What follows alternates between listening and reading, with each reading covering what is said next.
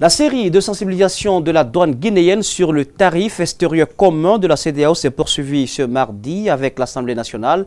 La dernière étape de cette campagne initiée par l'organisation sous-régionale vise à favoriser la mise en place d'une zone de libre-échange entre les pays membres de la communauté des États de l'Afrique de l'Ouest. Les explications avec Mohamed Damaro Kamara et Aliouba. C'est en janvier 2015 que la CEDEAO a lancé les travaux de réflexion pour une sensibilisation sur la mise en place du TEC en tant qu'outil d'intégration pour les États membres de l'organisation sous-régionale. C'est seulement cette année que la Guinée, à l'instar des autres États, a engagé son séminaire avec 3 couches. Précédemment, les masses médias, les opérateurs économiques, la société civile et enfin les parlementaires. C'est nous préparer à prendre une loi comme tous les autres pays membres de la communauté vont le faire. En attendant donc de recevoir ce projet de loi, qu'on en parle avec les députés n'est qu'une très bonne chose. Le TEC, tarif extérieur commun, est un document d'harmonisation de la taxation des produits des pays tiers. Son instauration dans l'espace CEDEAO a tenu compte des politiques commerciales des pays membres. Il y a des dispositions du TEC qu'on n'est pas obligé de mettre en œuvre immédiatement, mais qui s'échelonnent aussi dans le temps.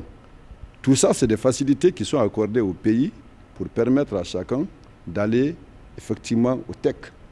Donc c'est l'ensemble de toutes ces facilités, c'est l'ensemble de toutes les préoccupations qui ont été prises en compte pour permettre la mise en œuvre que nous, on a appelé les mesures d'accompagnement du TEC pour aller, vous savez, ce n'est pas facile le changement. Quand on doit faire un changement, il faut prendre des mesures d'accompagnement. La mise en place d'une zone de libre-échange entre les États membres se traduit par une circulation des personnes et des marchandises et l'abolition des visas à l'entrée en faveur de toutes les populations de l'organisation sous-régionale, entre autres. Mais il existe autres avantages au-delà de cet aspect. Le tarif extérieur commun permettra, entre autres, une augmentation du commerce intra-régional, une prévisibilité et stabilité du commerce, une augmentation des investissements directs étrangers. La mise en place réussie du TEC requiert le soutien de tous, car les échanges commerciaux concernent directement ou indirectement toute la population. Le document, à l'issue de ces séminaires de sensibilisation organisés par la Direction générale des douanes, fera l'objet d'examen à l'Assemblée nationale avant approbation.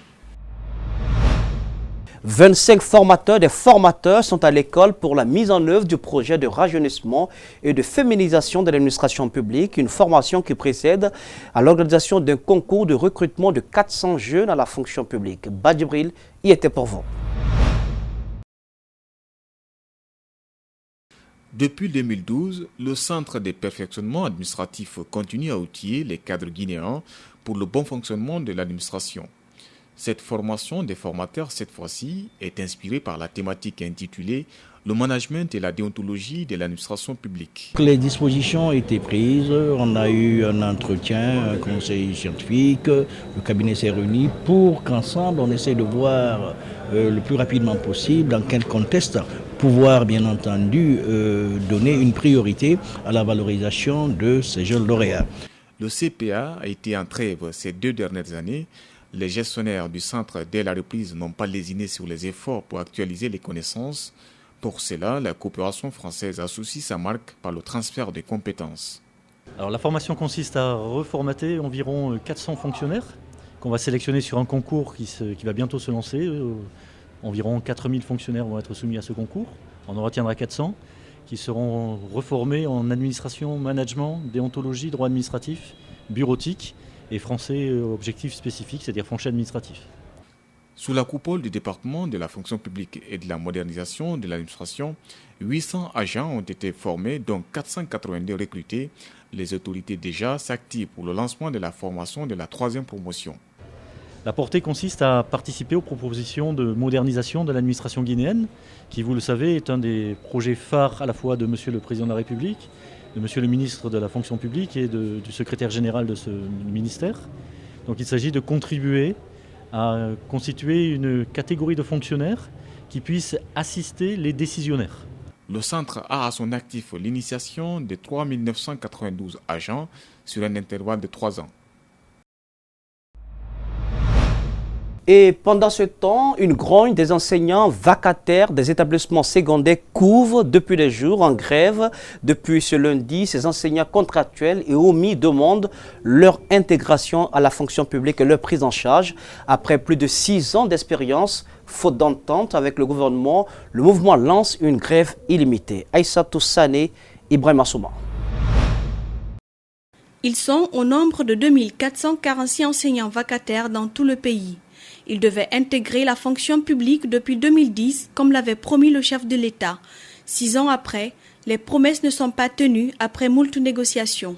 Les enseignants vont en grève illimitée. Après une négociation, jusqu'à présent, rien de potable. Donc les enseignants contractuels et omis de Guinée ont vu que les choses ne font qu'aller du pire en pire. Donc nous avons décidé de surseoir au cours et de rester à la maison parce que l'État ne veut pas prendre en charge ou bien ne veut pas considérer ce que nous sommes en train de faire comme activité sur le terrain. Les enseignants contractuels et omis de Guinée demandent leur engagement à la fonction publique et leur prise en charge avant de lancer un appel. Après 8 ans, 9 ans d'activité en salle, nous demandons notre intégration à la fonction publique. Un appel à tous les enseignants contractuels et omis de Guinée qui sont à l'intérieur du pays, mais aussi à Conakry, d'arrêter les cours jusqu'à nouvel ordre, jusqu'à l'intégration des enseignants contractuels et la régularisation bien sûr des enseignants omis. Parce que nous traversons maintenant des moments durs, des moments pénibles et du jour le jour, le pays ne fait qu'aller de dur en dur. Si cette crise ne trouve pas solution, elle va impacter les cours dans tous les établissements scolaires du pays. Et puis à retenir qu'à Cancan, 2 écoles publiques, Alpha Yaya Diallo, Ahmed Sékou Touré, ont été incendiées par des élèves en colère suite à un match de football qui s'est terminé très mal. Nous reviendrons sur cet élément d'information dans nos prochaines éditions. D'aucuns estiment qu'elle est source de nuisances sonores et d'autres y trouvent leur revenu quotidien. La soudure, une activité pratiquée à temps partiel et généralement nocturne, mais depuis le lancement de Caleta au mois de mai, la soudure est pratiquée même pendant la journée. Un soulagement pour les professionnels qui arrivent maintenant à travailler à la satisfaction de leur clientèle. Mariam Nabé, Yacouba Traoré sont allés dans un atelier de soudure. Suivez le reportage. Meule, pinceau à soudure, lame scieuse en travail. Nous sommes dans un atelier de soudure à Matoto en pleine journée. La soudure, une activité qui ne peut se faire sans le courant électrique, connaît un regain en République de Guinée depuis le lancement du barrage hydroélectrique de Caleta au mois de mai dernier. Actuellement, je suis très content pour l'arrivée de Caleta parce que avant, donc on ne gagne pas le courant sauf les horaires. Maintenant, quand on vient maintenant là, on va sur les horaires là aussi. Jusqu'à 1h, le courant n'est pas venu. Mais actuellement, je viens à 8h, je trouve le courant. Donc je laisse le courant ici aller encore à la maison. Donc même s'il n'y a pas de travail, quand je viens comme ça, je vais faire les petits bricoles là, comme les fourneaux, bien quoi. Donc je vais faire ça à mon dépense. Un métier propice à ceux qu'ils font, mais il y a tout de même des dangers sur la vue et l'ouïe de ceux qu'ils pratiquent. On gagne. La facture est venue ici, donc on paye. Ça quoi aussi. Mais pour dire maintenant c'est augmenté, diminué, donc depuis premièrement jusqu'à présent, ça y est comme ça. Actuellement, si on avait des marchés, on fait avec le temps et on fait vite. Dans ce cas, on ira un peu. La soudure est un travail comme les autres, sauf qu'elle dérange le voisinage à cause du bruit. L'air bruit, ça nous empêche. Ça nous empêche de travailler. Parce que dès qu'on commence à travailler, on ne peut rien entendre. Il y a des bruits partout. Bon, on ne peut, même si notre client vient, on les attend d'abord un peu, sauf que on va commencer à notre marché. On ne peut pas les connaître parce que c'est leur travail. Et aussi, si ils ne font pas ça, ils vont voler ou ils vont chercher l'argent. Le monnaie, donc, on ne doit pas chercher. La soudure, quoique rentable économiquement, est une activité qui consomme grandement le courant électrique.